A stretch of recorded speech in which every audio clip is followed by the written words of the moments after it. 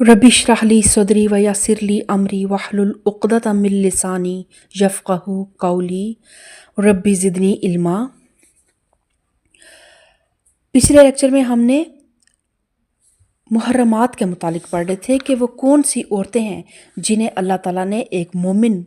पर, जो अल्लाह पर और यौम आखिरत पर ईमान लाता हो, उस पर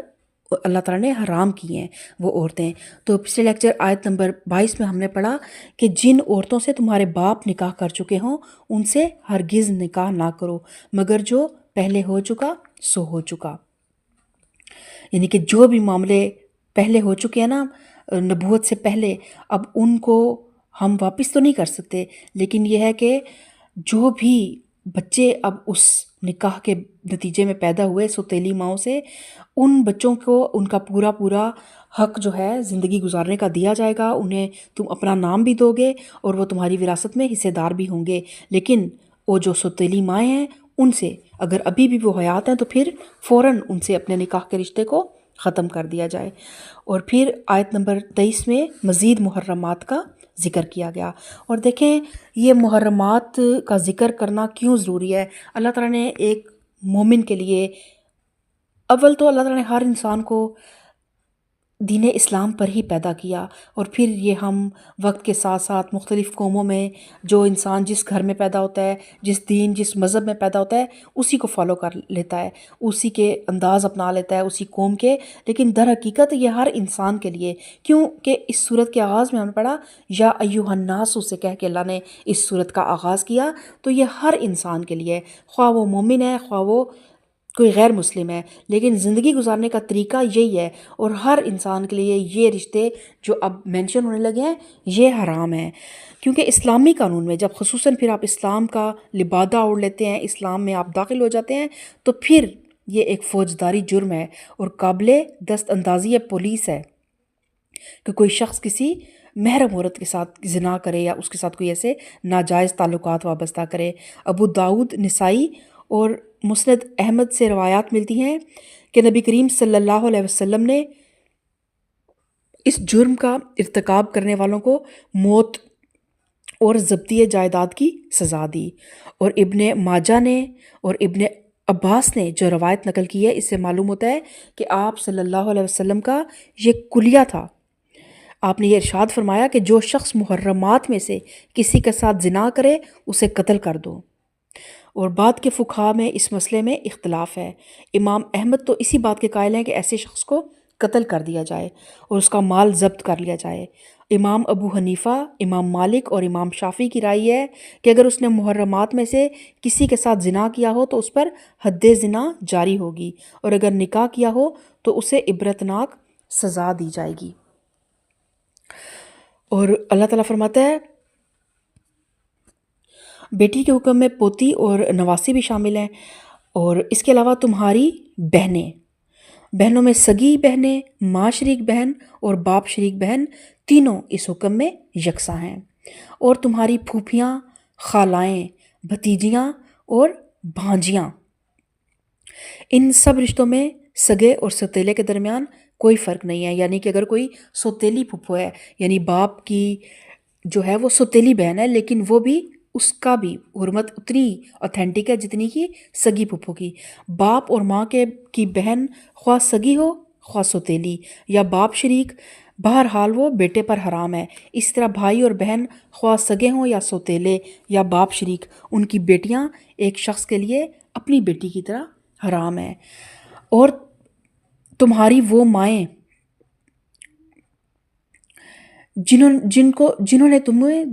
तुमको दूध पिलाया हो और तुम्हारी दूध शरीक बहनें। तो इस अमर पर उम्मत का इत्तफाक है कि एक लड़की या लड़के ने जिस औरत का दूध पिया हो उसके लिए वो औरत माँ के हुक्म में और उसका शोहर बाप के हुक्म में है। और वो तमाम रिश्ते जो हकीकी माँ बाप के ताल्लुक़ से हराम होते हैं, रज़ाई माँ बाप के ताल्लुक़ से भी हराम हो जाते हैं।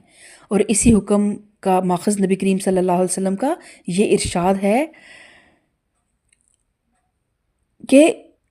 युहर्रिमु मिनर रज़ा मा युहर्रिमु मिनन नसब, कि वो हर चीज़ जो है ना आप पे रज़ात में भी हराम हो जाती है जो नसब में आप पे, नसब में जो حرام کا ہے نا قاعدہ، وہی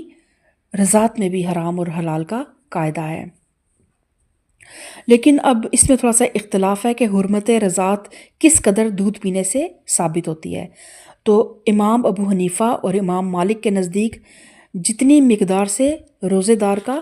روزہ ٹوٹ سکتا ہے، اتنی مقدار میں اگر بچہ کسی کا دودھ پی لے تو حرمت ثابت ہو جاتی ہے۔ مگر امام احمد کے نزدیک 3 مرتبہ پینے سے اور امام شافی کے نزدیک 5 مرتبہ دودھ پینے سے حرمت ثابت ہوتی ہے۔ اور اس امر میں بھی اختلاف ہے کہ کس عمر میں دودھ پینے سے یہ رشتے حرام ہوتے ہیں۔ تو اس میں بھی ہم اس کا ذرا ڈیٹیل مطالعہ اس لیے کر لیتے ہیں کہ یہ بہت زیادہ اہم مسائل ہیں، ان پہ کوئی توجہ نہیں دی جاتی۔ عورتیں بعض اوقات اگر کسی، اب تو میں نہیں جانتی، شاید تھوڑی تعلیم عام ہو گئی ہو، پہلے یہ تھا کہ اگر نند گھر پہ نہیں ہے اور بھابھی نے اس کا بچہ سنبھالا ہوا ہے اور بچہ تنگ کر رہا ہے تو بھابھی نے فوراً اپنا دودھ سے پلا دیا، پتہ ہی نہیں چلتا کس نے کس کا دودھ پیا ہوا ہے۔ تو یہ بہت زیادہ توجہ طلب اور سینسٹیو معاملات ہیں، تو ان کا ایک اچھا علم ہونا ہمارے پاس بہت ضروری ہے۔ تو اس میں جو ہے فقہا کا اختلاف ہے کہ کس عمر میں دودھ پینے سے یہ رشتے حرام ہوتے ہیں۔ تو پہلے نمبر 1 یہ ہے کہ اعتبار صرف اس زمانے میں دودھ پینے کا ہے جب کہ بچے کا دودھ چھڑایا نہ جا چکا ہو، یعنی شیر خواری ہو، اور ورنہ دودھ چھوڑنے کے بعد اگر کسی بچے نے کسی عورت کا دودھ پی لیا ہو تو اس کی حیثیت ایسے ہی ہے جیسے اس نے پانی پی لیا۔ یہ رائے ام سلمہ اور ابن عباس کی ہے۔ حضرت علی سے بھی ایک روایت اسی معنی میں آتی ہے۔ نمبر 2 یہ ہے کہ 2 سال کی عمر کے اندر جو دودھ پیا گیا ہو صرف اسی سے حرمت رضاعت ثابت ہوگی، اور یہ بھی وہی بات ہے جو ہم نے اوپر بیان کی کہ شیر خواری کا دور وہی ہے جو 2 سال کا ہے، دور رضاعت، اس میں اگر دودھ پیا ہے تو پھر رضاعت ہوگی۔ اور اسی کو یہ حضرت عمر، ابن مسعود، ابو ہریرہ اور ابن عمر کا قول ہے، اور فقہا میں سے امام شافی، امام احمد، امام ابو یوسف، امام محمد اور سفیان ثوری رحمہ اللہ نے بھی اسے قبول کیا ہے، اور امام ابو حنیفہ سے بھی ایک قول اسی کی تائید میں منقول ہے، اور امام مالک بھی اسی حد کے قائل ہیں، مگر وہ کہتے ہیں کہ 2 سال سے اگر مہینہ 2 مہینے زائد بھی اگر عمر ہو گئی تو بھی یہی حکم آئے گا، دودھ پینے کا وہی حکم رہے گا کہ وہ پھر عورت اس کی رضائی ماں بن جائے گی۔ اور نمبر 3 امام ابو حنیفہ کا مشہور قول یہ ہے کہ زمانہ رضاعت 2.5 سال ہے، اور اس کے اندر پینے سے حرمت رضاعت ثابت ہو جاتی ہے۔ نمبر 4 یہ ہے کہ خواہ کسی عمر میں دودھ پئیں حرمت ثابت ہو جائے گی، یعنی اس معاملے میں اصل اعتبار دودھ کا ہے نہ کہ عمر کا۔ حضرت عائشہ فرماتی ہیں، اور حضرت علی کا بھی جو ایک قول جو ہے نا صحیح تر روایت اسی کی تائید میں منقول ہے، اور اسے اور بھی فقہا نے اسی قول کو اختیار کیا ہے۔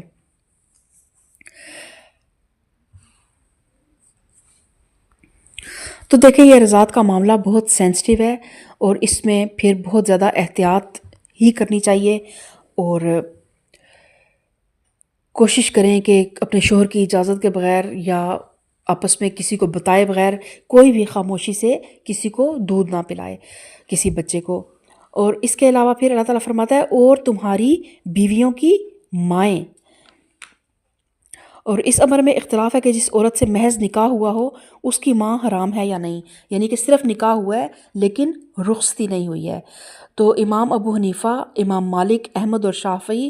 اس کی حرمت کے قائل ہیں، اور حضرت علی رضی اللہ تعالیٰ عنہ کی رائے یہ ہے کہ جب تک کسی عورت سے خلوت نہ ہوئی ہو تب تک اس کی ماں حرام نہیں ہوتی۔ اور پھر تمہاری بیویوں کی لڑکیاں جنہوں نے تمہاری گودوں میں پرورش پائی ہے، یعنی ایسی لڑکی کا حرام ہونا اس شرط پر موقوف نہیں ہے کہ اس نے سوتیلے باپ کے گھر میں پرورش پائی ہے۔ یہ الفاظ اللہ تعالیٰ نے محض اس رشتے کی نزاکت ظاہر کرنے کے لیے استعمال کیے ہیں۔ فقہائے امت کا اس بات پر اجماع ہے کہ سوتیلی بیٹی آدمی پر بہرحال حرام ہے، خواہ اس نے سوتیلے باپ کے گھر میں پرورش پائی ہو یا نہ پائی ہو، یعنی اگر ماں سے اس کا نکاح ہوا ہے اور پھر ماں کے ساتھ اس کا تعلق زن و شو بھی ہو چکا ہے تو پھر وہ اور بچی جو ہے اس مرد پر حرام ہے، خواہ اس نے اس مرد کے گھر میں پرورش پائی ہو یا نہ پائی ہو۔ پھر اللہ تعالیٰ فرماتا ہے ان بیویوں کی لڑکیاں جن سے تمہارا تعلق زن و شو ہو چکا ہو، ورنہ اگر صرف نکاح ہوا ہو اور تعلق زن و شو نہ ہوا ہو تو انہیں چھوڑ کر ان کی لڑکیوں سے نکاح کر لینے میں تم پر کوئی مواخذہ نہیں ہے۔ یہ وہی بات ہے جو میں نے ابھی بیان کی کہ اگر عورت سے آپ کا نکاح ہوا لیکن آپ کا تعلق زن و شو نہیں ہوا تو پھر آپ اس کی بیٹی سے نکاح کر سکتے ہیں، لیکن اگر تعلق زن و شو ہو گیا تو پھر اس کی بیٹی، خواہ آپ نے اس کی پرورش خود کی ہے خواہ پہلے باپ نے پرورش کی ہے، اس بیٹی سے آپ نکاح نہیں کر سکتے۔ وَحَلَائِلُ أَبْنَائِكُمُ الَّذِينَ مِنْ أَصْلَابِكُمْ، اور تمہارے ان بیٹوں کی بیویاں جو تمہاری صلب سے ہوں، کہ اپنے سگے بیٹے کی بیوی، یعنی کہ اس زمانے میں یہ بھی تھا کہ منہ بولے بیٹے بھی ہوا کرتے تھے، تو منہ بولے بیٹے کی کوئی حقیقت جو ہے نا وہ دین اسلام میں نہیں ہے۔ تو اس لیے اللہ تعالیٰ نے اسپیشل یہ قدغن لگائی کہ جسے آدمی نے بیٹا بنا لیا اس کی بیوہ یا مطلقہ آدمی پر حرام نہیں ہے۔ حرام صرف اس بیٹے کی بیوی ہے جو آدمی کے اپنے صلب سے ہو، اور اپنے بیٹے کی طرح اس کے پوتے اور نواسے کی بیوی بھی دادا اور نانا پر پھر حرام ہو جاتی ہے۔ پھر اللہ تعالیٰ فرماتا ہے وَأَن تَجْمَعُوا بَيْنَ الْأُخْتَيْنِ إِلَّا مَا قَدْ سَلَفَ إِنَّ اللَّهَ كَانَ غَفُورًا رَحِيمًا، اور یہ بھی تم پر حرام کیا گیا ہے کہ ایک نکاح میں دو بہنوں کو جمع کرو، مگر جو پہلے ہو گیا سو ہو گیا، اللہ بخشنے والا مہربان ہے۔ تو دو بہنوں کو بھی ایک نکاح میں رکھنا منع ہے۔ اور پھر نبی کریم صلی اللہ علیہ وسلم کی ہدایت یہ ہے کہ بھانجی اور پھوپھی اور بھتیجی، یعنی خالہ اور بھانجی کو ایک نکاح میں نہیں رکھا جا سکتا، اور پھوپھی اور بھتیجی کو بھی ایک مرد کے نکاح میں ایک ساتھ نہیں رکھا جا سکتا، یہ حرام ہے۔ تو اس معاملے میں یہ اصول سمجھ لینا چاہیے کہ ایسی دو عورتوں کو اپنے نکاح میں جمع کرنا بہرحال حرام ہے، جن میں سے اگر ایک عورت مرد ہوتی تو دوسری کا نکاح اس کے ساتھ حرام ہوتا۔ اور اب آیت نمبر 24، آیت پارہ 5، وَالْمُحْصَنَاتُ مِنَ النِّسَاءِ إِلَّا مَا مَلَكَتْ أَيْمَانُكُمْ كِتَابَ اللَّهِ عَلَيْكُمْ، اور وہ عورتیں بھی تم پر حرام ہیں جو کسی دوسرے کے نکاح میں ہوں۔ انہیں کیا کہا گیا ہے؟ محسنات۔ محسن کا مطلب ہوتا ہے کلا، مضبوط کلا۔ تو محسنات سے مراد وہ عورت بھی ہے جو کسی دوسرے شخص کے نکاح میں ہو، ایسی عورت کے ساتھ نکاح پہ نکاح کرنا بھی حرام ہے۔ البتہ ایسی عورتیں اس سے مستثنا ہیں جو جنگ میں تمہارے ہاتھ آئیں، یہ اللہ کا قانون ہے جس کی پابندی تم پر لازم کر دی گئی ہے۔ ان کے ماں سوا جتنی عورتیں ہیں انہیں اپنے اموال کے ذریعے سے حاصل کرنا تمہارے لیے حلال کر دیا گیا ہے، بشرطے کہ حصار نکاح میں ان کو محفوظ کرو، نہ یہ کہ آزاد شہوت رانی کرنے لگو۔ پھر جو ازدواجی زندگی کا لطف تم ان سے اٹھاؤ اس کے بدلے ان کے مہر بطور فرض ادا کرو، البتہ مہر کی قرارداد ہو جانے کے بعد آپس کی رضامندی سے تمہارے درمیان اگر کوئی سمجھوتا ہو جائے تو اس میں کوئی حرج نہیں، اللہ علیم اور دانا ہے۔ یعنی عورتوں سے جب نکاح کرو تو تمہارا مقصد جو ہے ان کو اپنے نکاح میں ہمیشہ کے لیے قید رکھنا ہو، صرف یہ نہیں کہ 2-3 مہینے کے لیے ان سے دل لگی کی اور پھر ان کو چھوڑ دیا، اور اولاد پیدا کرو اور ان کے مہر جو ہے وہ ان کو ایک اللہ کی حد سمجھ کے ان کے مہر انہیں ادا کرو، فرض کے طور پہ ادا کرو۔ اللہ نے اس کو فرض کیا ہے، مہر بطور فرض کے ادا کرو۔ اور پھر یہ ہے کہ اگر آپ مہر مقرر کر چکے ہیں لیکن اگر بیوی نے اپنی خوشی سے مہر کا کچھ حصہ اگر شوہر کو معاف کر دیا ہے تو پھر اس میں کوئی مذائقہ نہیں ہے۔ اور اللہ تعالیٰ فرماتا ہے آیت نمبر 25، وَمَن لَّمْ يَسْتَطِعْ مِنكُمْ طَوْلًا أَن يَنكِحَ الْمُحْصَنَاتِ الْمُؤْمِنَاتِ فَمِمَّا مَلَكَتْ أَيْمَانُكُم مِّن فَتَيَاتِكُمُ الْمُؤْمِنَاتِ وَاللَّهُ أَعْلَمُ بِإِيمَانِكُم بَعْضُكُم مِّن بَعْضٍ، اور جو شخص تم میں سے اتنی مقدرت نہ رکھتا ہو کہ خاندانی مسلمان عورتوں سے یعنی محسنات سے نکاح کر سکے، اسے چاہیے کہ تمہاری ان لونڈیوں میں سے کسی کے ساتھ نکاح کر لے جو تمہارے قبضے میں ہوں اور مومنہ ہوں، اللہ تمہارے ایمانوں کا حال خوب جانتا ہے، تم سب ایک ہی گروہ کے لوگ ہو۔ یعنی کہ ان لونڈیوں کا بے شک سوشل سٹیٹس کم ہے، لیکن اس سے پہلے کہ تم وسعت مال نہیں رکھتے اور محسنہ عورت کا حق مہر ادا نہیں کر سکتے، تو اس سے پہلے کہ تمہارے کوئی غلط قدم اٹھ جائے، تمہارا ایمان ڈگمگا جائے، تو ایک نکاح میں ایک مومنہ لونڈی کو لے آؤ، اور یہ نہ سوچو کہ وہ غریب ہے یا وہ لونڈی ہے۔ اللہ تعالیٰ کہتا ہے تم سب کے ایمانوں کو اللہ جانتا ہے، اور تم ایک دوسرے کے، شروع میں اللہ تعالیٰ نے ایک فرما دیا نا کہ آدم سے تمہیں پیدا کیا اور پھر اس سے تمہارے جوڑے بنائے، تو معاشرت میں لوگوں کے درمیان جو فرق مراتب ہے وہ محض ایک اعتباری چیز ہے، ورنہ دراصل سب مسلمان یکساں ہیں، اور اگر کوئی حقیقی وجہ امتیاز ان کے درمیان ہے تو وہ ایمان ہے، جو محض اونچے گھرانوں ہی کا حصہ نہیں ہے، بلکہ ہو سکتا ہے کہ ایک لونڈی ایمان اور اخلاق میں ایک خاندانی عورت سے بہتر ہو۔ تو اسی لیے پھر اللہ تعالیٰ فرماتا ہے کہ فن کے ہن بے اذن اہل ہن و آتو ہن اجورہن بالمعروف، لہٰذا ان کے سرپرستوں کی اجازت سے ان کے ساتھ نکاح کر لو اور معروف طریقے سے ان کے مہر ادا کر دو، تاکہ وہ حصار نکاح میں محفوظ ہو کر رہیں، آزاد شہوت رانی نہ کرتی پھریں اور نہ چوری چھپے آشنائیاں کریں۔ پھر جب وہ حصار نکاح میں محفوظ ہو جائیں اور اس کے بعد کسی بدچلنی کی مرتکب ہوں تو ان پر اس سزا کی بنسبت آدھی سزا ہے جو خاندانی عورتوں یعنی محسنات کے لیے مقرر ہے۔ تو اب دیکھیں کہ لونڈی کی سزا جو ہے نا وہ نصف ہے، اگر وہ شادی کرنے کے بعد بھی کوئی اس سے غلط کام ہو جاتا ہے، کیونکہ جو شادی شدہ محسنات جو خاندانی عورتیں ہیں نا، خاندانی عورت کو دو حفاظتیں حاصل ہوتی ہیں، ایک اس کے خاندان کی حفاظت جس کی بنا پر وہ شادی کے بغیر بھی محسنہ ہی ہوتی ہے، اور دوسری پھر اگر وہ شادی شدہ ہو گئی ہے تو اس کو شوہر کی حفاظت حاصل ہو جاتی ہے، جس کی وجہ سے اس کے لیے خاندان کی حفاظت پر ایک اور حفاظت کا اضافہ ہو جاتا ہے، اور وہ بدکاری اگر کرتی ہے تو وہ پھر اس بدکاری میں کہیں نہ کہیں اس کی اپنی رضا شامل ہوتی ہے، بخلاف اس کے لونڈی جب تک لونڈی ہے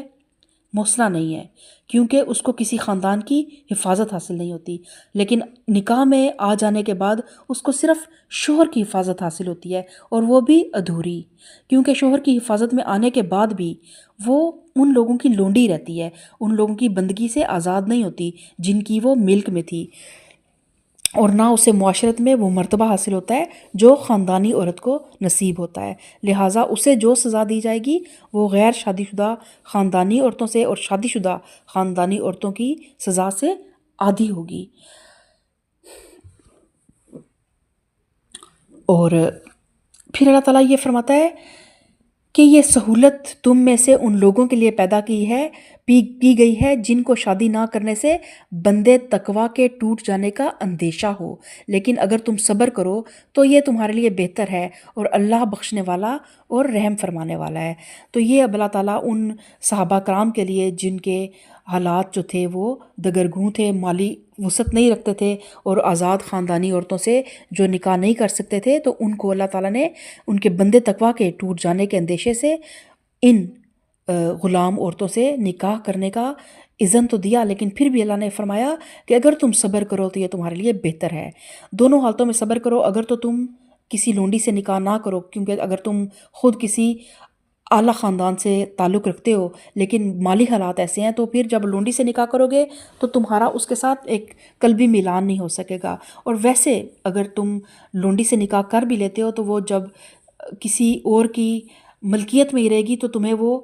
ایک نہ تمہارے بچوں کو وہ سوشل سٹیٹس مل سکے گا، اور اس طرح بھی تم پھر پریشانی کا باعث بنے گی یہ بات تمہارے لیے۔ تو اگر تم صبر کر لو تو یہ تمہارے لیے بہتر ہے، اللہ بخشنے والا اور رحم فرمانے والا ہے۔ آگے آیت نمبر 26 میں اللہ تعالیٰ فرماتا ہے یرید اللہ لیبین لکم ویہدیکم سنن الذین من قبلکم ویتوب علیکم واللہ علیم حکیم۔ اللہ چاہتا ہے کہ تم پر ان طریقوں کو واضح کرے اور انہی طریقوں پر تمہیں چلائے جن کی پیروی تم سے پہلے گزرے ہوئے صلحا کرتے تھے، وہ اپنی رحمت کے ساتھ تمہاری طرف متوجہ ہونے کا ارادہ رکھتا ہے، اور وہ علیم بھی ہے اور دانا بھی۔ اب سورت کے آغاز سے یہاں تک جو بھی ہدایت دی گئی ہے نا، ان سب کی طرف بحیثیت مجموعی ایک اشارہ کرتے ہوئے فرمایا جا رہا ہے کہ یہ معاشرت، اخلاق اور تمدن کے وہ قوانین ہیں جن پر قدیم ترین زمانے سے ہر دور کے انبیاء اور ان کے صالح عمل کرتے آئے ہیں، اور یہ اللہ کی عنایت اور مہربانی ہے کہ وہ تمہیں جاہلیت کی حالت سے نکال کر صالحین کے طریقے کی طرف تمہاری رہنمائی فرما رہا ہے۔ اور پھر آیت نمبر 27 میں اللہ تعالیٰ فرماتا ہے، ہاں اللہ تو تم پر رحمت کے ساتھ توجہ کرنا چاہتا ہے، مگر جو لوگ اپنی خواہشات نفس کی پیروی کر رہے ہیں وہ چاہتے ہیں کہ تم راہ راست سے ہٹ کر دور نکل جاؤ۔ اللہ تم پر سے پابندیوں کو ہلکا کرنا چاہتا ہے کیونکہ انسان کمزور پیدا کیا گیا ہے۔ تو یہاں پہ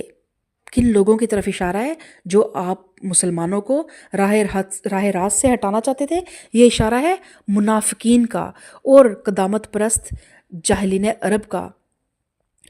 نواحی مدینہ کے یہودیوں کی طرف۔ اور منافقین اور قدامت پرستوں کے لیے نا یہ ساری اصلاحات جو تھی نا سخت ناگوار تھی،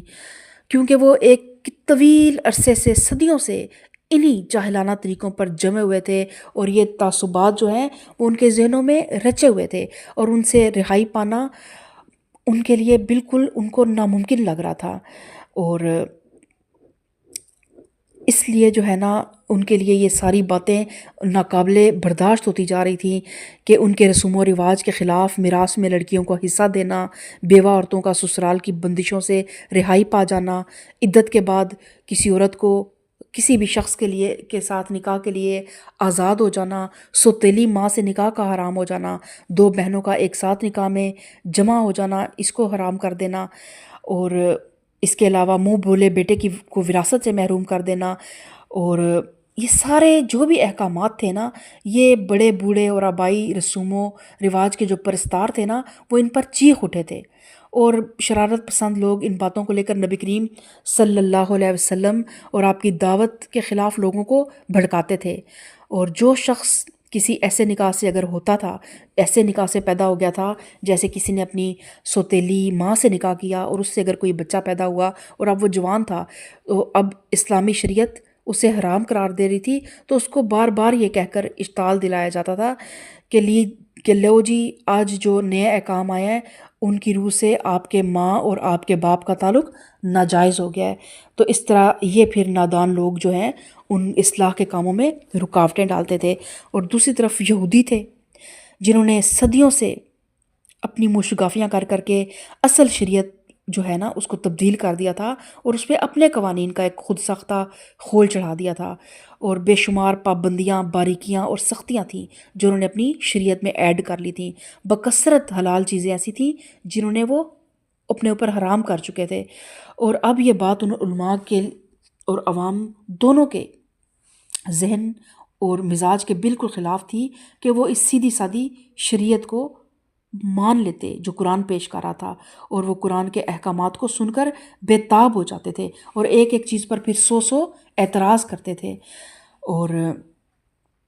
آپ صلی اللہ علیہ وسلم کو بھی بہت زیادہ وہ پریشان کیا کرتے تھے، بار بار صحابہ کرام کو مختلف قسم کے سوالات دے کے آپ صلی اللہ علیہ وسلم کے پاس بھیجا کرتے۔ ان کا مطالبہ یہ تھا کہ یا تو قرآن ان کے فقہا کی تمام اجتہادات اور ان کے اسلاف کی جتنے بھی اوہام خرافات جو ہیں ان کو شریعت الہی قرار دے دے، ورنہ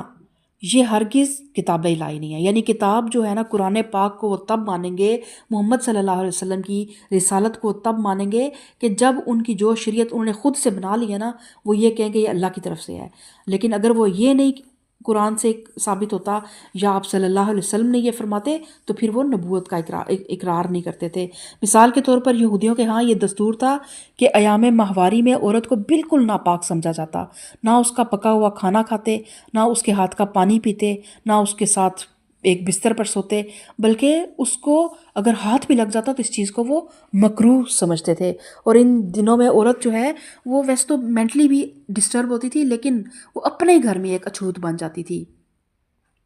اور ان کے اس یہود کے اس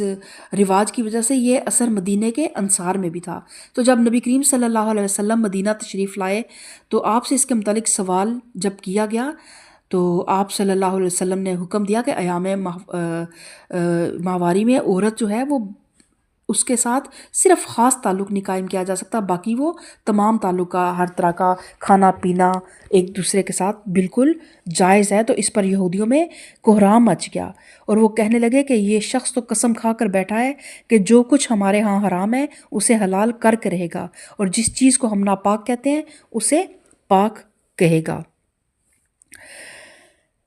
تو ان لوگوں کی طرف اللہ تعالیٰ نے اشارہ فرمایا کہ وہ چاہتے ہیں کہ تم راہ راست سے ہٹ کر دور نکل جاؤ، لیکن اللہ تم سے پابندیوں کو ہلکا کرنا چاہتا ہے، کیونکہ انسان کمزور پیدا کیا گیا ہے، اور انسان کی اسی کمزوری کو بھانپتے ہوئے پھر اللہ تعالیٰ نے لونڈی سے نکاح کرنے کی بھی اجازت دی۔ پھر آگے آیت نمبر 29 میں اللہ تعالیٰ فرماتا ہے اہل ایمان کو مخاطب کر کے، یا ایھا الذین آمنوا لا تأکلوا اموالکم بینکم بالباطل الا ان تکون تجارۃ عن تراض منکم ولا تقتلوا انفسکم۔ اے لوگو جو ایمان لائے ہو، آپس میں ایک دوسرے کے مال باطل طریقوں سے نہ کھاؤ، لین دین ہونا چاہیے آپس کی رضامندی سے۔ باطل طریقوں سے مراد وہ تمام طریقے ہیں جو خلاف حق ہوں اور شرعن اور اخلاقاً ناجائز ہوں، اور مثلا چوری، ڈاکہ، غصب، فریب، دغا، رشوت، سود، یہ سب کچھ جو ہے یہ باطل طریقے ہیں۔ اور آپس کی رضامندی سے لین دین سے مراد یہ ہے کہ آپس میں مفاد اور منافع کا تبادلہ ہونا چاہیے، جس طرح تجارت اور صنعت و حرفت وغیرہ میں ہوتا ہے۔ ایک شخص دوسرے شخص کی ضروریات فراہم کرنے کے لیے محنت کرتا ہے اور تو وہ دوسرا شخص اس کو اس کا معاوضہ دیتا ہے۔ تو اس طرح کی آپس کی رضامندی سے لین دین کرنا جائز ہے، لیکن اس میں کسی قسم کا دغا نہ ہو، فریب نہ ہو، اور کوئی دباؤ نہ ہو، جوا وغیرہ اس طرح کی چیزیں بھی جو ہیں وہ بھی غلط طریقے سے مال حاصل کرنے کے طریقے ہیں۔ تو ان تمام طریقوں سے منع فرمایا گیا کہ باطل طریقوں سے ایک دوسرے کے مال نہ کھاؤ اور اپنے آپ کو قتل نہ کرو۔ اور اپنے آپ کو قتل کرنے کا اس مال کے فوراً بعد حکم آیا، تو اس کا دیکھیں جو بھی شخص کسی دوسرے کا مال ناجائز طور پر کھاتا ہے نا، وہ خود اپنے آپ کو ہلاکت میں ڈالتا ہے۔ دنیا میں ایک تو اس سے نظام تمدن خراب ہوتا ہے، فساد پھیلتا ہے، اور اس کے برے نتائج سے حرام خور آدمی خود بھی نہیں بچ سکتا، اور آخرت میں اس کی بدولت آدمی سخت سزا کا مستحق بن جاتا ہے۔ اور اگر اسے ایک مستقل فکرہ سمجھا جائے، ایک مستقل آیت سمجھا جائے، تو اس کے دو معنی ہیں۔ ایک یہ کہ ایک دوسرے کو قتل نہ کرو، اور دوسرا یہ کہ خود کشی نہ کرو۔ اور اللہ تعالیٰ نے الفاظ ایسے جامع استعمال کیے ہیں اور ایسی ایک ترتیب سے ان کو قرآن پاک میں رکھا ہے کہ یہ تینوں مفہوم نکلتے بھی ہیں اور یہ تینوں مفہوم برحق بھی ہیں، درست بھی ہیں۔ اللہ تعالیٰ فرماتا ہے ان اللہ کان بکم رحیما، یقین مانو کہ اللہ تمہارے اوپر مہربان ہے۔ جو شخص زیادتی کے ساتھ ایسا کرے گا اس کو ہم ضرور آگ میں جھونکیں گے، اور یہ اللہ کے لیے کوئی مشکل کام نہیں ہے۔ اگر تم ان بڑے بڑے گناہوں سے پرہیز کرتے رہو جن سے تمہیں منع کیا جا رہا ہے، تو تمہاری چھوٹی موٹی برائیوں کو ہم تمہارے حساب سے ساکت کر دیں گے اور تم کو عزت کی جگہ داخل کریں گے۔ یعنی کہ اللہ تعالیٰ کیا فرما رہا ہے کہ اللہ تعالیٰ تنگ دل اور تنگ نظر نہیں ہے کہ چھوٹی چھوٹی باتوں کو پکڑ کر اپنے بندوں کو سزا دے۔ اگر ہمارے نامہ اعمال بڑے جرائم سے خالی ہونا تو چھوٹی خطاؤں کو اللہ تعالیٰ خود بخود نظر انداز کر دے گا۔ ہم انسان ہیں، ہر وقت شیطان کے نرغے میں ہیں، پتہ نہیں کتنے چھوٹے چھوٹے گناہ ہم سے ہو جاتے ہیں، لیکن اگر ہم دانستہ بڑے گناہوں سے اجتناب کریں تو نادانستگی میں کیے ہوئے چھوٹے گناہ اللہ تعالیٰ خود ہمارے نامہ اعمال سے ساکت کر دے گا۔ اور پھر یہ کہ اگر بڑے جرائم کا ارتکاب ہم کریں گے تو پھر جو مقدمہ قائم کیا جائے گا، پھر چھوٹی خطائیں بھی گرفت میں آ جائیں گی۔ تو یہاں یہ بھی سمجھ لینا چاہیے کہ بڑے گناہ اور چھوٹے گناہ میں اصولی فرق کیا ہے۔ تو جہاں تک قرآن اور سنت پر غور سے ثابت ہوتا ہے کہ 3 چیزیں ایسی ہیں جو کسی گناہ کو گناہ کبیرہ بنا دیتی ہیں۔ کسی کی حق تلفی، خواہ وہ اللہ کا حق ہو یا اللہ کے بندوں کا یا والدین کا یا دوسرے انسانوں کا یا خود اپنے نفس کا۔ پھر جس کا حق جتنا زیادہ ہے اسی قدر اس کے حق کو تلف کرنا بڑا گناہ ہے۔ اسی بنا پر گناہ کو ظلم بھی کہا جاتا ہے اور اسی بنا پر شرک کو بھی ظلم کہا گیا ہے۔ دوسرا، اللہ سے بے خوفی اور اس کے مقابلے میں استکبار، جس کی بنا پر آدمی اللہ کی منع کی ہوئی چیزوں کی پرواہ نہ کرے اور نافرمانی کے ارادے سے اور قصداً وہ کام کرے جسے اللہ نے منع کیا ہے، اور جان بوجھ کے ان کاموں کو نہ کرے جن کو کرنے کا اللہ تعالیٰ نے حکم دیا ہے۔ اور نمبر 3، پھر ان روابط کو توڑنا اور ان تعلقات میں بگاڑ پیدا کرنا جن کو جوڑنے کا اللہ تعالیٰ نے حکم دیا ہے، خواہ یہ روابط بندے اور اللہ کے درمیان ہوں یا بندے اور بندے کے درمیان۔ پھر جو رابطہ جتنا اہم ہے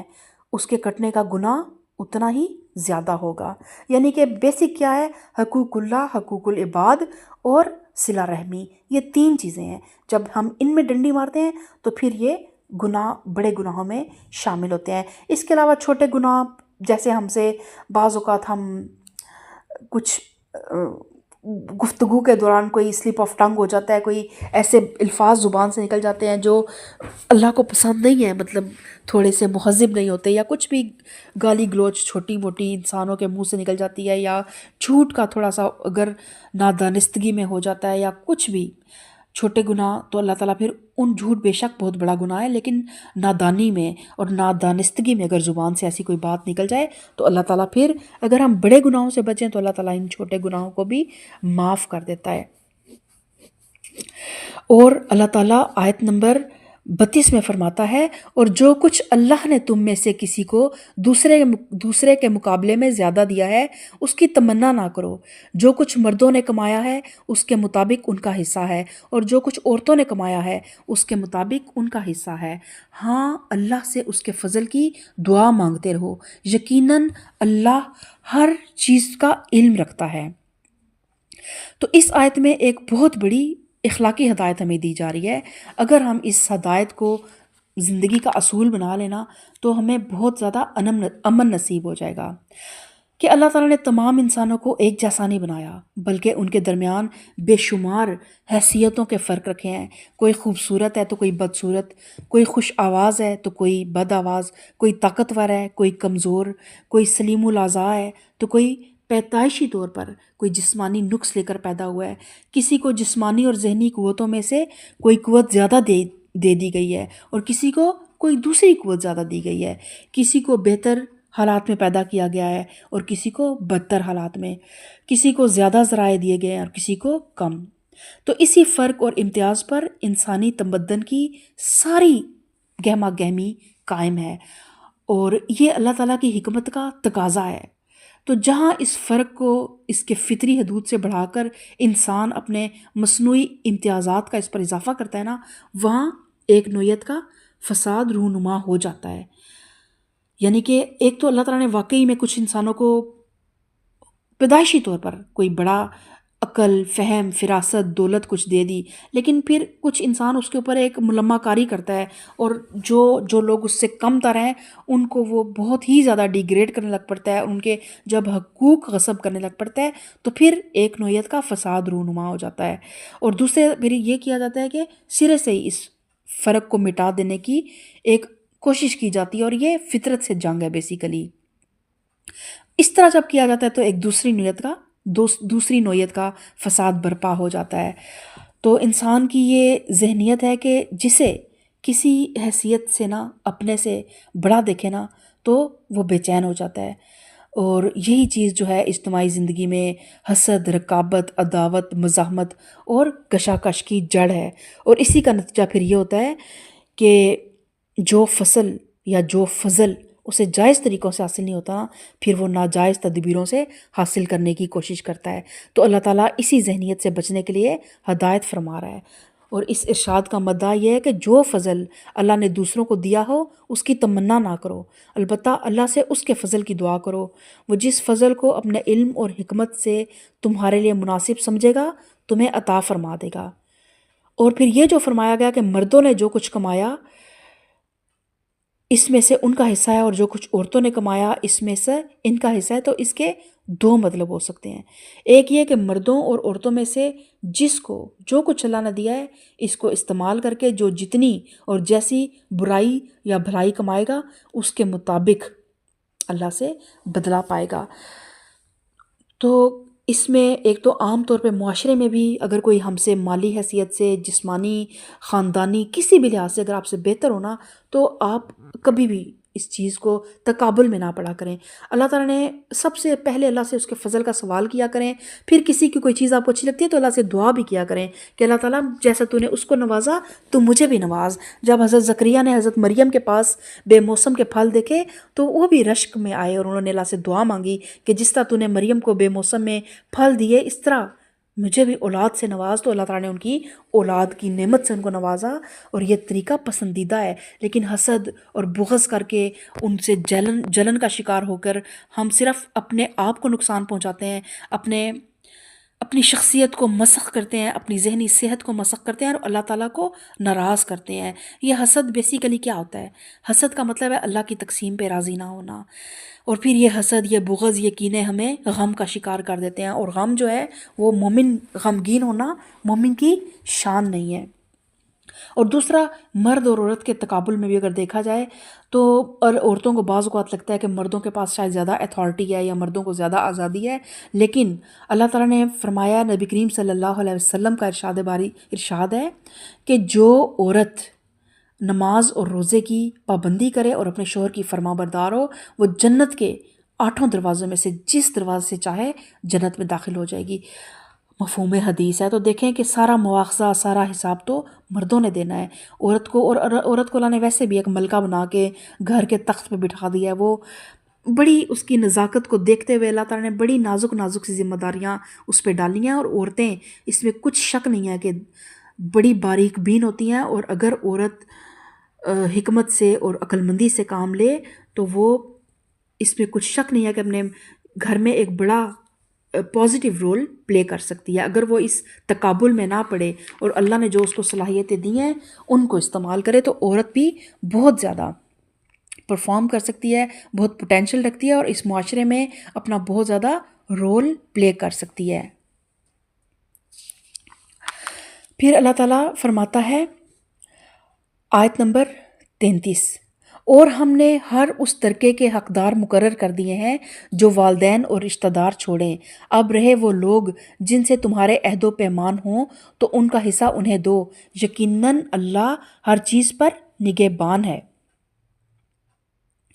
تو اہل عرب میں یہ قاعدہ تھا کہ جن لوگوں کے درمیان دوستی اور بھائی چارے کے عہد و پیمان ہو جاتے تھے وہ ایک دوسرے کے میراث کے حقدار بن جاتے تھے۔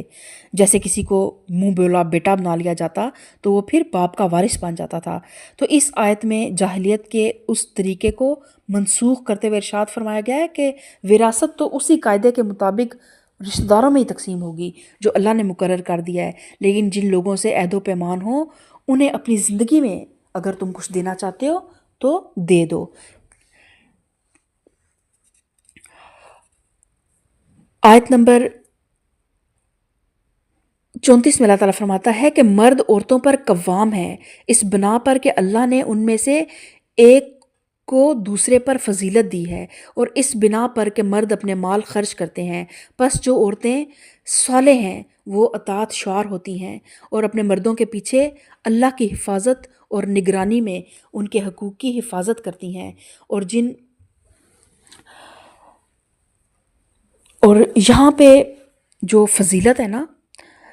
قوام، سب سے پہلے تو ہم قوام کے متعلق دیکھیں کہ قوام یا قیم اس شخص کو کہتے ہیں جو کسی فرد یا ادارے یا نظام کے معاملات کو درست حالت میں چلانے کا ذمہ دار ہو اور اس کی حفاظت اور نگہبانی کرنے کا اور اس کی ضروریات کو مہیا کرنے کا ذمہ دار ہو۔ تو اس لیے مردوں کو قوام کہا گیا ہے کہ وہ عورتوں کے ذمہ دار ہوتے ہیں، خواہ عورت بیوی ہے، خواہ عورت بہن ہے، خواہ عورت ماں ہے، خواہ عورت بیٹی ہے، ایک مرد ہی اس کا قوام ہے، ایک مرد ہی اس کا ذمہ دار ہوتا ہے۔ اور پھر اللہ تعالیٰ نے فرمایا کہ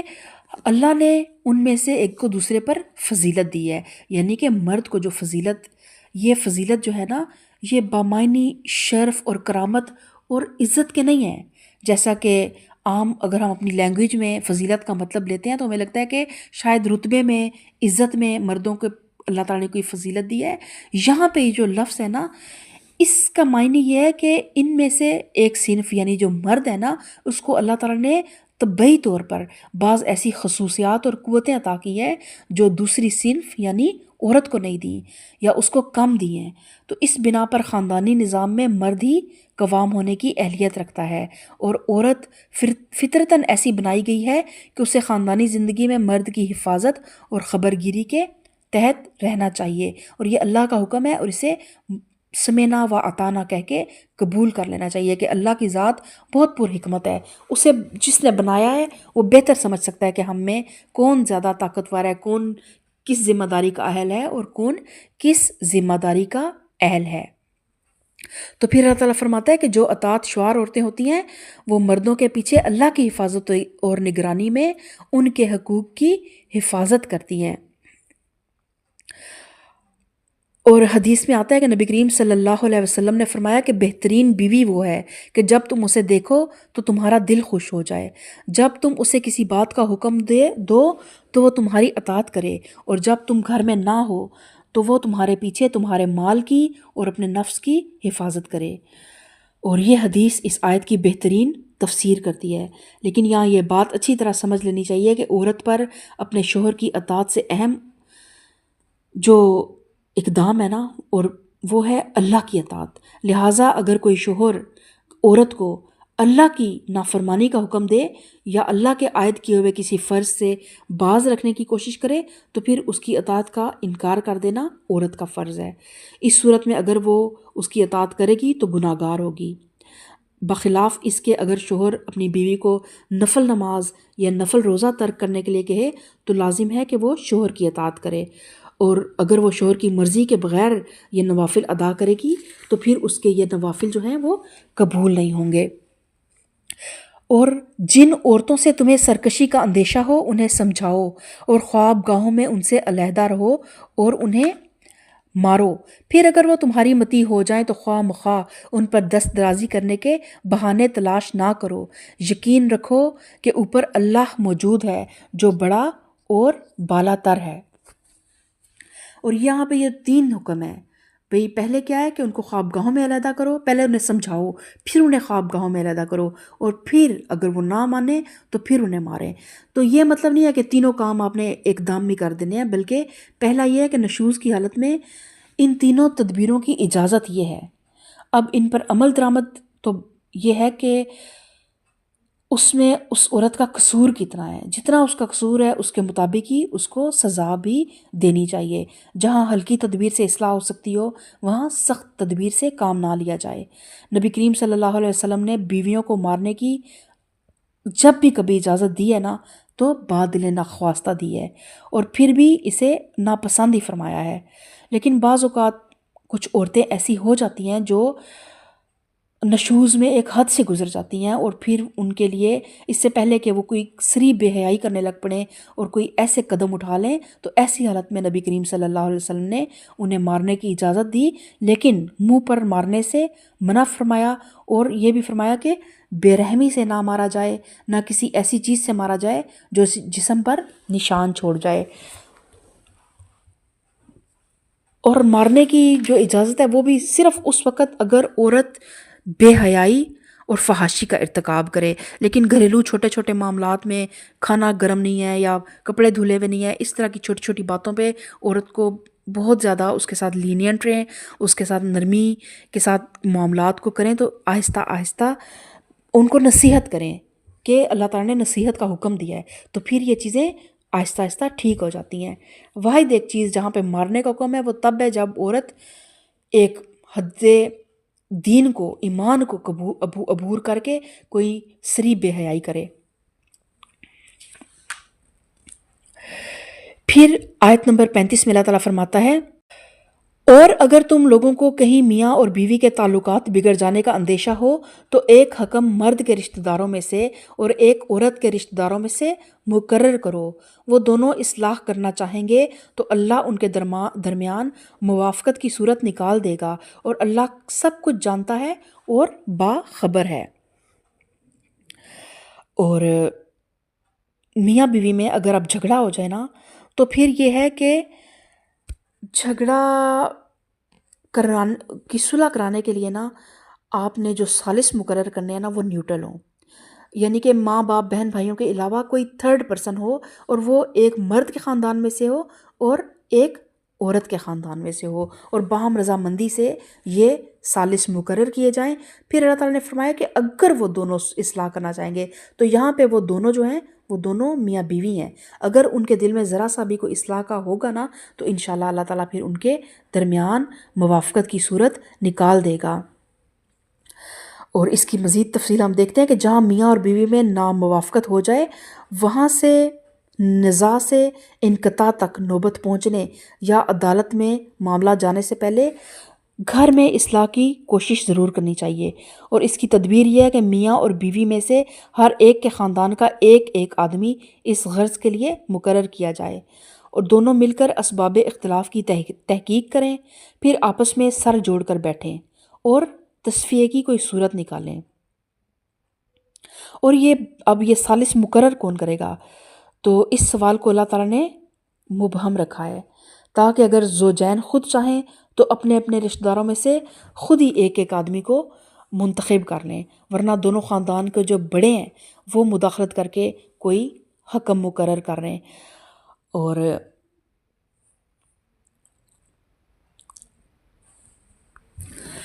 لیکن یہ ہے کہ جو فیصلے کا اختیار ہے نا وہ بہرحال زوجین کے پاس ہونا چاہیے، کہ وہ ان کو زبردستی ثالث اس چیز پر نہیں حق رکھتے کہ وہ زبردستی، اگر وہ ایک نہیں بھی ہونا چاہتے تو ثالث ان کو اکٹھا کر دیں، یا وہ اکٹھے رہنا چاہتے ہیں تو ثالث ان کو علیحدہ کر دیں۔ یہ جو اختیار ہے یہ ان کے پاس ہو، ثالث ایک ان کے درمیان غلط فہمیوں کا ازالہ کریں گے اور دونوں طرف سے ایک نیوٹرل سب کی رائے سنیں گے اور چیزوں کو بہتری کی طرف لے جانے کی کوشش کریں گے۔ پھر اللہ تعالیٰ فرماتا ہے آیت نمبر 36 میں وَعْبُدُوا اللَّهَ وَلَا تُشْرِكُوا بِهِ شَيْئًا وَبِالْوَالِدَيْنِ إِحْسَانًا وَبِذِي الْقُرْبَى وَالْيَتَامَى وَالْمَسَاكِينِ وَالْجَارِ ذِي الْقُرْبَى وَالْجَارِ الْجُنُبِ وَالصَّاحِبِ بِالْجَنبِ وَابْنِ السَّبِيلِ، اور تم سب اللہ کی بندگی کرو، اس کے ساتھ کسی کو شریک نہ بناؤ، ماں باپ کے ساتھ نیک برتاؤ کرو، قرابت داروں اور یتیموں اور مسکینوں کے ساتھ حسن سلوک سے پیش آؤ، اور پڑوسی رشتہ دار سے اور اجنبی ہمسائے سے اور پہلو کے ساتھی سے اور مسافر سے اور ان لونڈی غلاموں میں سے جو تمہارے قبضے میں ہوں احسان کا معاملہ رکھو۔ یقین جانو اللہ کسی ایسے شخص کو پسند نہیں کرتا جو اپنے پندار میں مغرور ہو اور اپنی بڑائی پر فخر کرے، اور ایسے لوگ بھی اللہ کو پسند نہیں جو کنجوسی کرتے ہیں اور دوسروں کو بھی کنجوسی کی ہدایت کرتے ہیں۔ جو کچھ اللہ نے اپنے فضل سے انہیں دیا ہے اسے چھپاتے ہیں، ایسے کافر نعمت لوگوں کے لیے ہم نے رسوا کن عذاب مہیا کر رکھا ہے۔ تو اب یہاں پہ اللہ تعالیٰ نے حقوق اللہ کے ساتھ سب سے پہلے اپنا حق رکھا کہ اللہ کی عبادت کرو اور اس کے ساتھ کسی کو شریک نہ ٹھہراؤ، اور پھر اللہ تعالیٰ نے درجہ بدرجہ ہمیں بتا دیا کہ کس کا حق سب سے پہلے آتا ہے۔ اپنے بعد اللہ تعالیٰ نے پورے قرآن میں جب بھی بیان کیا والدین کا حق بیان کیا کہ جنہوں نے ہمیں ایک گوشت کے لوتھڑے سے ایک کڑیل جوان بنایا، پھر قریبی رشتہ دار جس میں بہن بھائی اور بیوی بچے اولاد سب آ جاتے ہیں، پھر یتیم اور مساکین اور ہمسایہ، وہ اجنبی ہمسایہ بھی اور رشتہ دار ہمسایہ بھی، اور پھر پہلو کے ساتھی سے مراد یہ ہے کہ ورک پلیس پہ جو لوگ ہمارے ساتھ موو کرتے ہیں، کلاس روم میں، ہاسٹل میں، ایون سفر کرتے ہوئے اگر کچھ لوگ ہمارے ساتھ جو ہمارے سیٹ فیلوز ہیں ان کے ساتھ بھی اچھا رویہ رکھا جائے، ان کو پریشان نہ کیا جائے، ان کے کندھوں پہ اپنے وزن نہ ڈال دیے جائیں یا ان کی سیٹوں پر اپنا سامان نہ رکھ دیا جائے۔ کسی بھی انسان کو جو بھی کسی طریقے سے آپ کے ساتھ موو کر رہا ہے نا، اس کو کبھی بھی اس کی ایک تو حق تلفی نہ کریں، دوسرا اس کے لیے تکلیف کا باعث نہ بنے، باعث تکلیف نہ بنے۔ ہمسایوں کے لیے خصوصاً اپنے گھر کا کوڑا ان کے گھر کے آگے پھینک دینا یا اتنا شور شرابہ اور ادھم برپا کرنا کہ ہمسایوں کے گھر میں اگر کوئی بیمار ہے تو اس کی بیماری کا بھی آپ احساس نہ کریں، تو یہ سب چیزیں اللہ تعالیٰ کو پسند نہیں ہیں۔ اور پھر ان سب باتوں کے بعد اللہ نے کہا کہ اللہ ایسے شخص کو پسند نہیں کرتا جو اپنے پندار میں مغرور ہو اور اپنی بڑائی پر فخر کرنے والا ہو، کیونکہ کوئی سیلف سینٹرڈ انسان ہی اس طرح کی حرکتیں کرتا ہے جسے اپنی خواہش نفس، اپنی خوشی اور اپنی انٹرٹینمنٹ کے علاوہ کچھ نظر ہی نہ آ رہا ہو، اور وہ صرف اپنے لیے جیے اور اپنی آسائش کو دیکھے۔ اور اللہ ایسے لوگوں کو بھی پسند نہیں کرتا جو کنجوسی کرتے ہیں اور اللہ کے دیے ہوئے فضل کو چھپاتے ہیں۔ تو اللہ کے فضل کو چھپانا یہ ہے کہ آدمی اس طرح رہے کہ گویا اللہ نے اسے کسی چیز سے نوازا ہی نہیں ہے۔ مثلاً کسی کو اللہ نے دولت دی ہو تو وہ اپنی حیثیت سے گر کر رہے، نہ اپنی ذات پر خرچ کرے اور نہ اہل و عیال پر خرچ کرے، اور نہ اللہ کے بندوں کی مدد کرے، نہ نیک کاموں میں حصہ لے۔ لوگ دیکھیں تو سمجھیں کہ بڑا ہی خستہ حال ہے۔ تو یہ اللہ تعالیٰ کی سخت ناشکری ہے۔ رسول اللہ صلی اللہ علیہ وسلم نے فرمایا، اللہ جب کسی بندے کو نعمت دیتا ہے تو وہ پسند کرتا ہے اس نعمت کا اثر اس کے بندے پر ظاہر ہو۔ تو اس لیے کھانے پینے، رہنے سہنے، لباس اور مسکن کی ہر چیز میں جو آپ کے پاس ہے، تو جتنا اللہ نے آپ کو دیا ہے اس میں اس کا اظہار ہونا بھی شکر گزاری کا ایک انداز ہے۔ اور اللہ تعالیٰ نے پھر کنجوسی کرنے والوں کے بعد اللہ نے فرمایا کہ اللہ ایسے کافر نعمت لوگوں کے لیے ہم نے رسوا کن عذاب تیار کر رکھا ہے۔ اور پھر آیت نمبر 38 میں اللہ تعالیٰ فرماتا ہے، وَالَّذِينَ يُنْفِقُونَ أَمْوَالَهُمْ رِئَاءَ النَّاسِ وَلَا يُؤْمِنُونَ بِاللَّهِ وَلَا بِالْيَوْمِ الْآخِرِ وَمَن يَكُنِ الشَّيْطَانُ لَهُ قَرِينًا فَسَاءَ قَرِينًا۔ اور وہ لوگ بھی اللہ کو ناپسند ہیں جو اپنے مال محض لوگوں کو دکھانے کے لیے خرچ کرتے ہیں اور در حقیقت نہ اللہ پر ایمان رکھتے ہیں اور نہ روز آخر پر۔ سچ یہ ہے کہ شیطان جس کا رفیق ہوا اسے بہت ہی بری رفاقت میسر آئی۔ آخر ان لوگوں پر کیا آفت آ جاتی اگر یہ اللہ اور روز آخرت پر ایمان رکھتے اور جو کچھ اللہ نے دیا ہے اس میں سے خرچ کرتے۔ اگر یہ ایسا کرتے تو اللہ سے ان کی نیکی کا حال چھپا نہ رہ جاتا۔ اللہ کسی پر ذرہ برابر بھی ظلم نہیں کرتا۔ اگر کوئی ایک نیکی کرے تو اللہ اسے دو چند کرتا ہے اور پھر اپنی طرف سے بڑا اجر عطا فرماتا ہے۔ پھر سوچو کہ اس وقت یہ کیا کریں گے جب ہم ہر امت سے ایک گواہ لائیں گے اور ان لوگوں پر تمہیں یعنی محمد صلی اللہ علیہ وسلم کو گواہ کی حیثیت سے کھڑا کریں گے۔ اس وقت یہ سب لوگ جنہوں نے رسول کی بات نہ مانی اور اس کی نافرمانی کرتے رہے تمنا کریں گے کہ کاش زمین پھٹ جائے اور وہ اس میں سما جائیں۔ تو ہر دور کا پیغمبر اپنے دور کے لوگوں پر اللہ کی عدالت میں گواہی دے گا کہ زندگی کا وہ سیدھا راستہ اور فکر و عمل کی وہ صحیح طریق جس کی تعلیم اللہ نے اس پیغمبر کو دی تھی، اس پیغمبر نے اس تعلیم کو من و ان لوگوں تک پہنچا دیا۔ اور پھر یہی شہادت رسول اللہ صلی اللہ علیہ وسلم حضرت محمد اپنے دور کے لوگوں پر دیں گے۔ اور آپ صلی اللہ علیہ وسلم کا جو دور ہے، دور آپ کی بعثت کے وقت سے لے کر قیامت تک کے تمام لوگوں پہ پھر آپ صلی اللہ علیہ وسلم گواہی دیں گے۔ تو اب ہم نے دیکھا کہ اللہ تعالیٰ نے کہا کہ وہ لوگ اللہ تعالیٰ کو ناپسند ہیں جو اپنے مال لوگوں کو دکھانے کے لیے خرچ کرتے ہیں۔ تو جو بھی عمل کریں نا، سب سے پہلے اپنی نیت کو بہت زیادہ کھنگال کے دیکھا کریں، کیونکہ انما الاعمال بالنیات، ہمارے ہر عمل کا دار و مدار جو ہے نا ہماری نیت پر ہے۔ اور ایک حدیث کا مفہوم اس طرح ہے کہ قیامت کے روز ایک سخی کو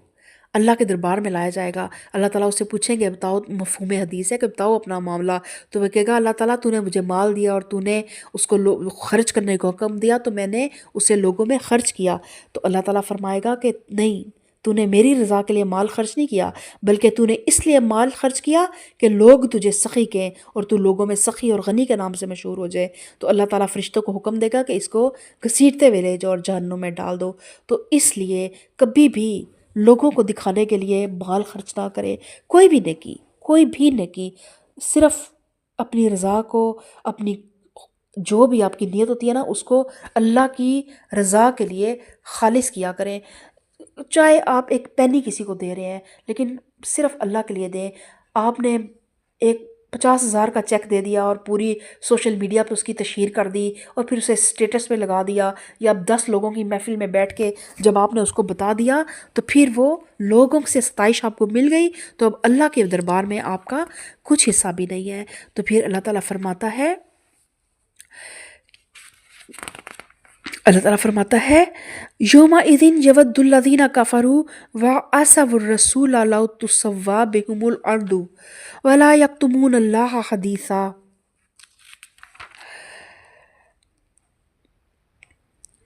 اس وقت وہ سب لوگ جنہوں نے رسول کی بات نہ مانی اور اس کی نافرمانی کرتے رہے، وہ تمنا کریں گے کہ کاش زمین پھٹ جائے اور وہ اس میں سما جائیں۔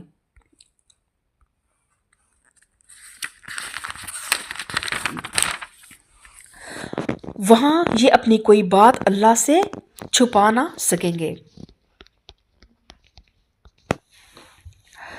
اور پھر اللہ تعالیٰ اہل ایمان کو دوبارہ مخاطب کرتے ہوئے فرماتا ہے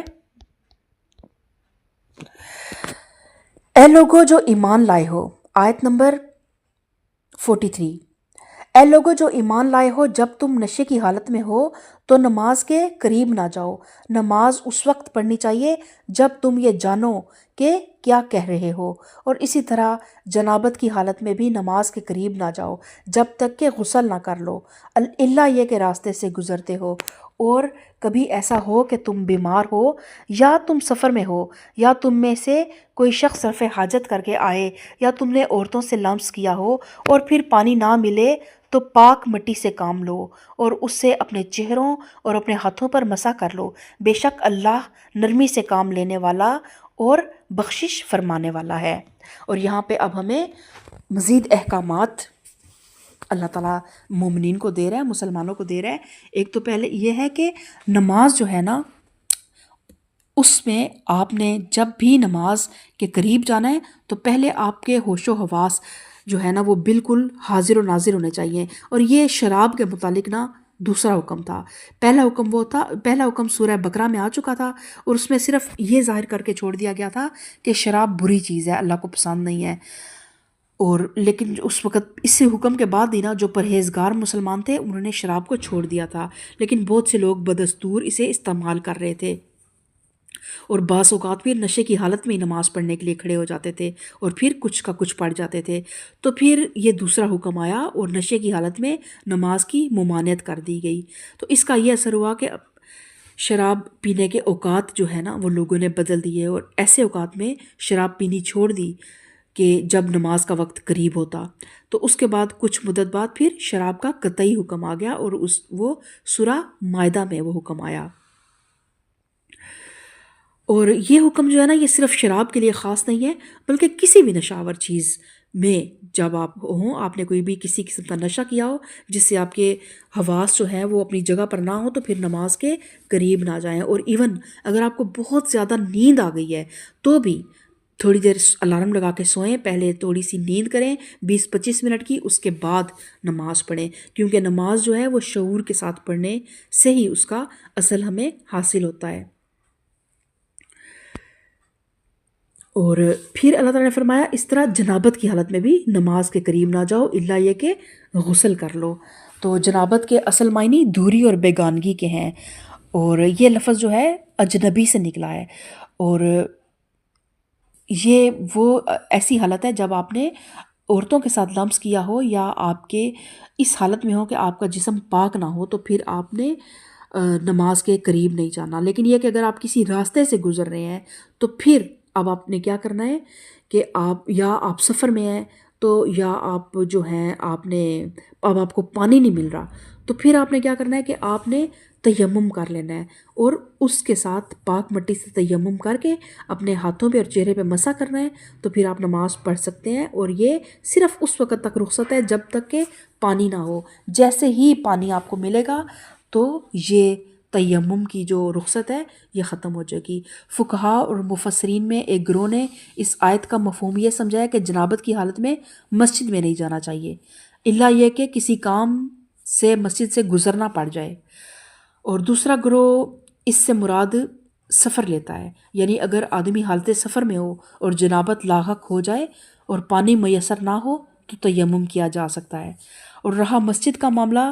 تو اس گروہ کی رائے میں جنوبی کے لیے وضو کر کے مسجد میں بیٹھنا جائز ہے، اور یہ رائے حضرت علی ابن عباس، سعید بن جبیر اور بعض دوسرے حضرات نے اختیار فرمائی ہے۔ اور اگرچہ اس امر میں قریب قریب سب کا اتفاق ہے کہ اگر آدمی حالت سفر میں ہو اور جنابت لاحق ہو جائے اور نہانا ممکن نہ ہو تو وہ تیمم کر کے نماز پڑھ سکتا ہے، اور یہ تیمم کا حکم اس وقت تک رہے گا جب تک کہ پانی نہ ہو۔ آج کا لیکچر بس ہم آیت نمبر 43 تک، سورہ نساء آیت نمبر 43 تک الحمدللہ ہماری مکمل ہوئی۔ کوئی بھی سوال اگر کوئی گروپ ممبر پوچھنا چاہے تو وہ مجھ سے گروپ میں سوال پوچھ سکتا ہے۔ سبحان ربک رب العزت عما یصفون وسلام علی المرسلین والحمد للہ رب العالمین۔